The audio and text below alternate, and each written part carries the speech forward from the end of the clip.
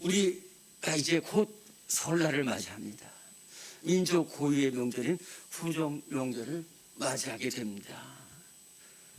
그런데 안타까운 것은 이렇게 감사하고 반갑고 복되고 밝은 구정 명절이 되어야 하는데 우리 앞에 놓인 구정 명절은 위험, 어두움, 풍랑 속에 이 구정 명절을 맞이할 수밖에 없게 되었어요. 코로나19가 집사님 기도하신 대로 계속 확산되고 있고 언제 그칠지 모르는 이러한 두려움과 어려움 속에 있습니다. 도시가 봉쇄되고 인간관계마저 단절되는 이러한 시대에 구정을 맞이하게 되는데 가정 간에 만나지도 못하는 이러한 어려운 시대를 오늘 우리가 맞이하고 있습니다. 그런가 하면은 부부끼리 칼싸움을 하고 자녀들을 폭행하는 가정이 있는가 하면은 유산 문제 이런 것 때문에 부모님을 죽이는 가정까지 이렇게 있는 말세의 시대에 우리가 살아가고 있습니다. 그런데도 불구하고 성경은 이 세상에서 가정이 가장 귀한 것이라는 것을 말씀하고 있고 성경 전체가 그것을 우리에게 말하고 있어요. 흔히들 기독교는 가정을 무시한다고 그러는데 절대로 그렇지 않습니다. 가정을 창조하신 분이 누구십니까? 하나님이세요. 하나님께서 아담을 만드시고 아담 혼자 있는 것이 너무 쓸쓸하고 외롭게 보여가지고 하와를 만들어서 이렇게 부부가 되게 하셨어요. 한 몸 되게 하셨고 한 마음 되게 하셨고 또 자녀를 낳게 하셔서 영원 무궁히 복을 받게 하신 것이 우리 하나님의 섭리예요. 저는 결혼 주례할 때마다 정말로 이렇게 정말 신혼 부부가 입장하는 것을 보면서 하나님께서 이렇게 가정을 복되게 하시다 하는 것을 매번 느껴요. 결혼 주례할 때마다 느껴요. 그런데 또 하나 중요한 우리가 꼭 기억해야 될 것이 뭐냐 하면은 하나님께서 가정을 만드신 것은 분명합니다. 우리 이신성 집사님, 인선 집사님 이렇게 한 가정 만들게 하시고 또 우리 오늘 기도하신 이혁수 집사님, 최수연 집사님 이렇게 한 가정 만들게 하셨어요. 그런데 그 가정이 사랑으로 넘쳐서 천국 같은 가정이 될 수도 있고 서로 미워하고 증오하고 싸워서 지옥 같은 가정이 될 수도 있어요. 하나님께서 가정을 만드신 것은 분명하지만 그 가정이 어떤 가정이 되느냐는 것은 우리들의 책임입니다. 화목한 가정을 이룰 수가 있고 어려운 가정을 이룰 수 있는 것이 우리 한 사람 한 사람의 책임이다 하는 것이에요. 오늘 바라기는 이 자리에 참여한 우리 모든 성도들 화목한 사람이 되어서 가정을 살리는 모든 성도들이 되시기를 간절히 바랍니다. 성경에는 가족에게 버림받고 말로 다 할 수 없이 큰 어려움을 겪은 한 사람이 있습니다. 먼 곳으로 끌려가서 그것도 오랫동안 그것도 여러 가지 시험과 환난을 당한 사람이 있었어요. 그런데 자기를 버린 가족들을 다시 사랑해서 살려낸 사람이 있습니다. 바로 요셉입니다. 요셉은 아주 복잡한 가정에서 태어났어요. 아버지가 야곱인데 야곱에게는 부인이 4명이나 있었습니다. 레아가 있었고 라헬이 있었고 몸종 둘이 있었어요. 근데 요셉은 그 중에서 야곱이 제일 사랑하는 라헬의 첫 번째 아들이에요. 라헬에게는 아기가 없어가지고 다 태어나고 나서 나중에 11번째 아들이 라헬에게서 낳은 요셉입니다. 그러니 요셉이 아버지의 사랑을 독차지하게 됐어요. 첫째, 제일 사랑하는 부인에게서 낳은 아들이에요. 두 번째, 노년에 얻은 아들이에요. 세 번째, 용모가 준수하고 꿈이 있는 아들이었어요. 그래서 요셉이 혼자 사랑을 받는 건 좋지만 형들의 미움을 받게 됐어요. 어느 날 형들이 저 세겜 땅에서 세겜에서 양을 치고 있을 때 아버지가 요셉을 부릅니다. 요셉아, 네, 제가 여기 있습니다. 너희 형들이 지금 양 치러 와서 한 달 동안 집을 못 오고 있는데 너 가서 물도 다 갖다 주고 양식도 갖다 주고 농기구도 갖다 주고 가죽도 갖다 주라. 네, 다녀오겠습니다. 그래서 세계로서 도단까지 갔는데 거기서 형들한테 붙잡혀서 미움을 받아가지고 웅덩이에 떨어졌어요. 그리고 나중에는 애굽으로 가는 상인들에게 팔려가지고 애굽의 노예로 끌려갔어요. 또 거기서 보디발 아내의 유혹을 물리쳐서 감옥에 갔습니다. 그러나 끝내 애굽의 총리가 된 사람이 바로 요셉이에요.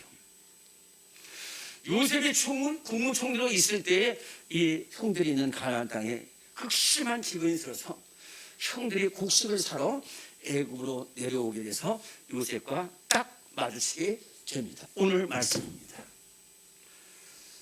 형들은 요셉을 알아볼 수가 없어요. 왜냐하면 자기들이 판 요셉은 이미 죽었어요.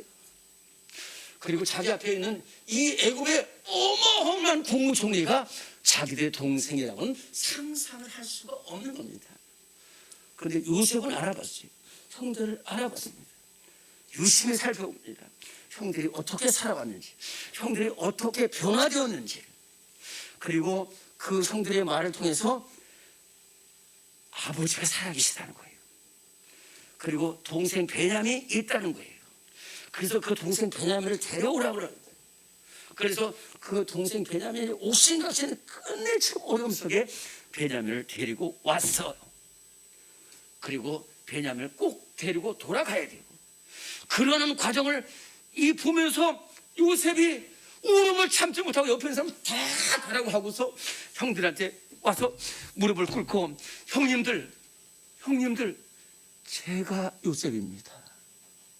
형님들이 애굽에 판 요셉이 바로 접니다. 형님들 두려워하지 마세요. 나한테 가까이 오세요. 자, 이 형들이 얼마나 놀랬겠습니까?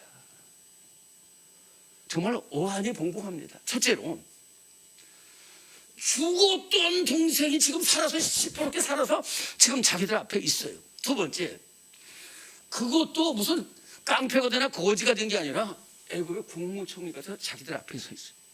세 번째, 자기들이 형님들 살려주세요 그 외면하고 땅속에 묻어버리고 팔아먹은 요셉입니다. 요셉 한마디면 목숨이 없어지는 거예요. 얼마나 두렵겠어요. 그런데 형님들에게 들려온 음성이 뭐냐? 형님들 두려워하지 마세요. 내게로 가까이 오세요. 계속해서 말합니다. 형님들 나를 이곳에 팔았지요. 그렇기 때문에 근심하지 마시고 한탄하지 마세요.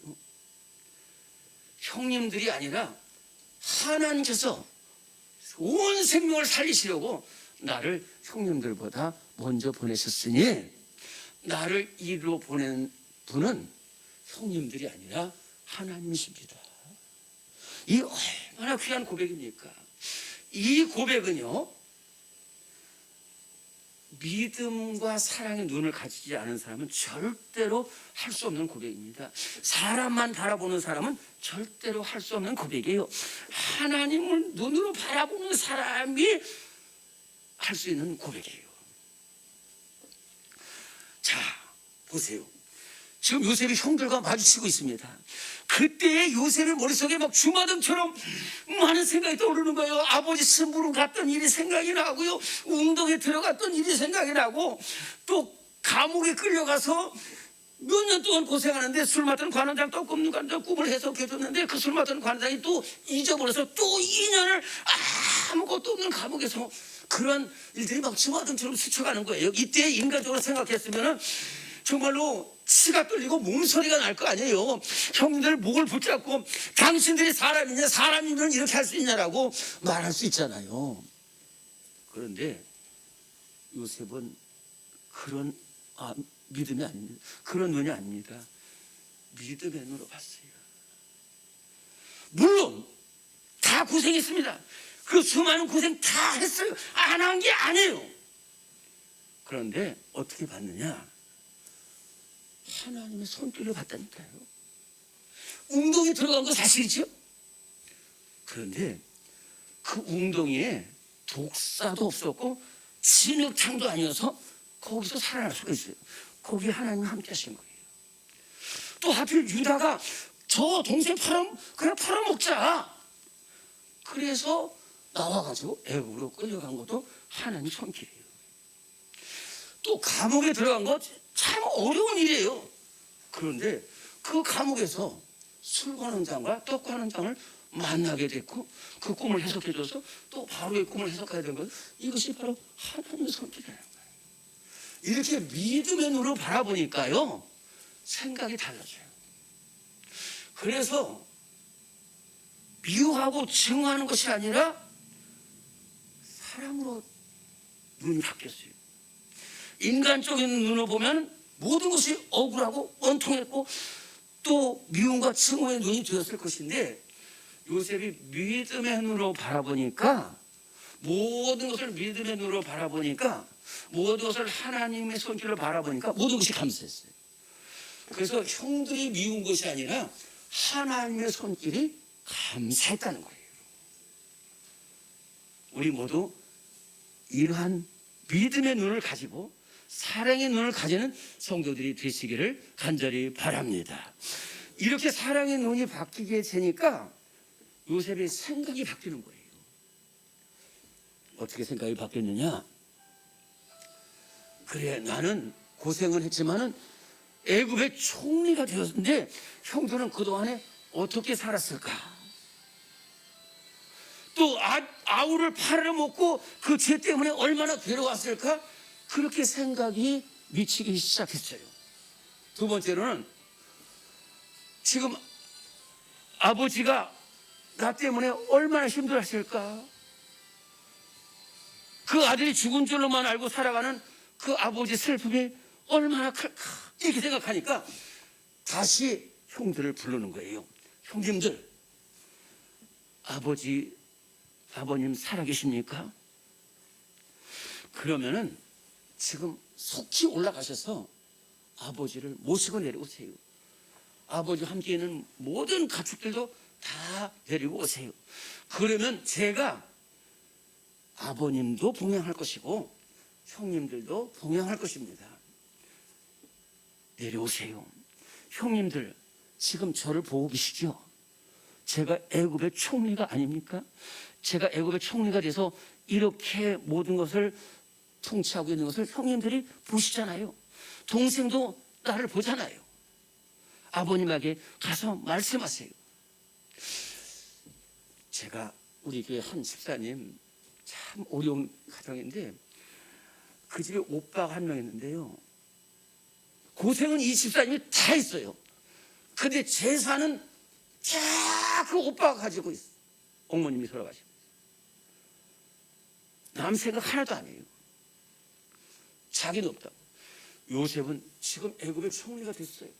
자기 혼자도 얼마나 잘 살지만은 우리 가족들이 얼마나 어려움 당하고 얼마나 힘들까? 내려오라는 거예요. 애굽의 총리가 비천한 가족들 오면 생각할 거예요. 그러나 그게 아니에요.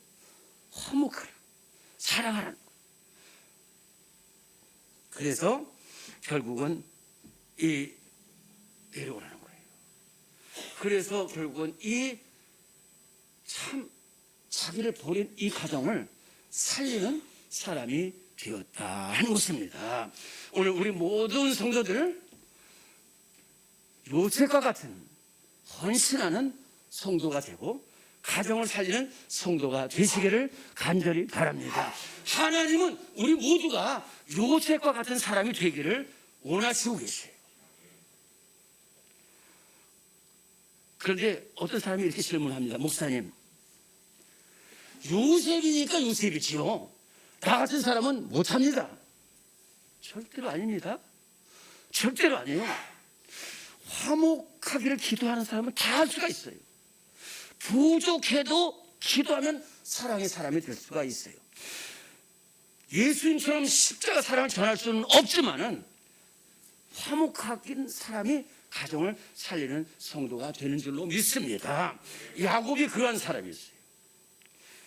우리가 생각하는 것보다도 야곱은 결코 훌륭한 사람이 아닙니다. 인간적으로 보면 아주 욕심 많은 사람이에요. 아주 자기만 아는 사람이에요. 오죽했으면 쌍둥이로 태어났는데 그것이 싫어가지고 에서의 장자권을 빼앗고 아버지 축복을 가로챈 사람이 야곱입니다. 그리고 외갓집으로 도망가 버렸어요. 거기서 20년 동안 또 부자가 돼가지고 돌아옵니다. 그런데 약복강가에서 어려운 일을 당했어요. 뭐냐, 형 에서가 400명의 군사를 이끌고 자기를 죽이러 오는 것을 봤어요. 그때 기도합니다. 어떻게 기도하는 줄 아세요? 하나님, 저 형 에서를 물리쳐 주시고 나를 건져주세요.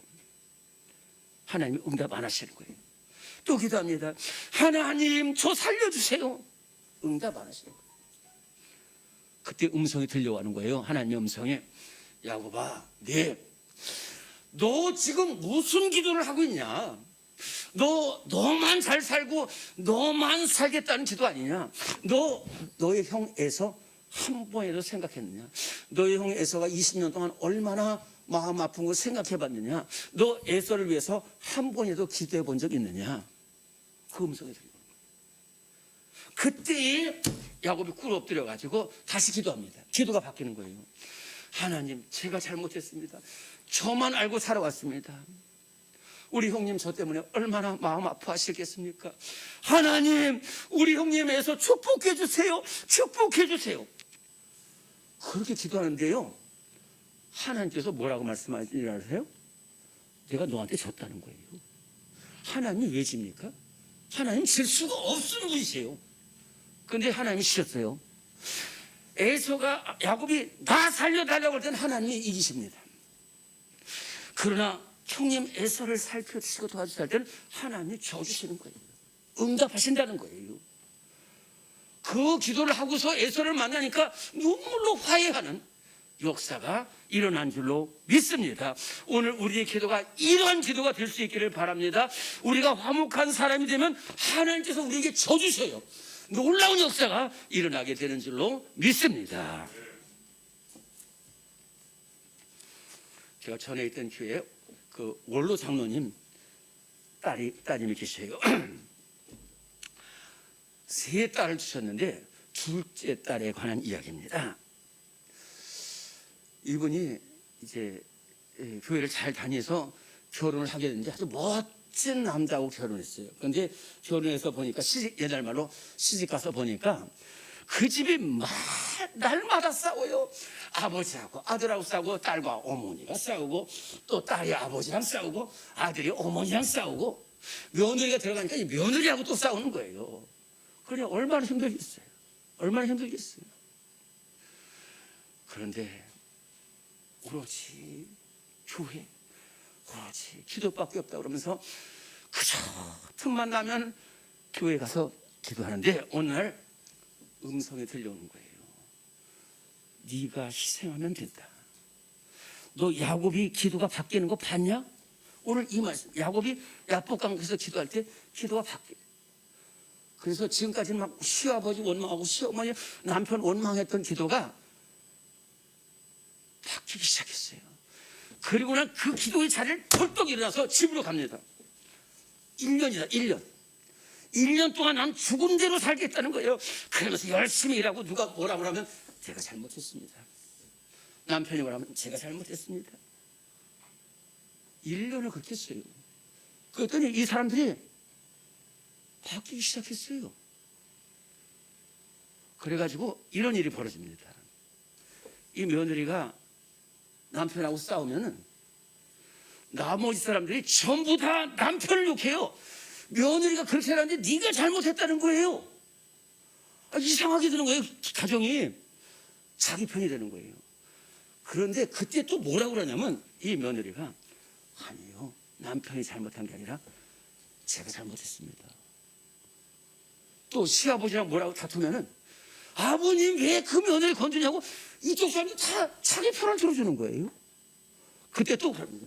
아니요, 우리 아버님 얼마나 훌륭하신 분이신데 제가 잘못했습니다. 이렇게 1년 하고 나니까 그 가족들이 전체 회의를 해서 이제부터는 며느리가 하자는 대로 하자는 거예요. 그런 결정을 했다는 거예요. 그 다음날 시아버지가 이 며느리를 지나가면서 너 나한테 할 말이 있냐? 그런 말씀 하시더라는 거예요. 그래서 딱 한마디 했습니다. 아버님, 저는 다 괜찮습니다. 만약 한 가지 소원 말하라면은, 아버님, 우리 교회에 경로대학이 있는데 우리 교회 주일날 한 번만 오세요. 그러니까 시아버지가 너 한 번이라고 그랬지? 두 번 말하면 안 된다. 네, 한 번입니다. 한 번만 오세요. 그래가지고 그 한 번 갔는데 은혜를 받았어요. 그래서 시아버지가 돌아와서 가족들 다 불러놓고 다음 주부터 이 며느리가 다니는 교회 우리 다 간다. 그래서 온 가족이 구원을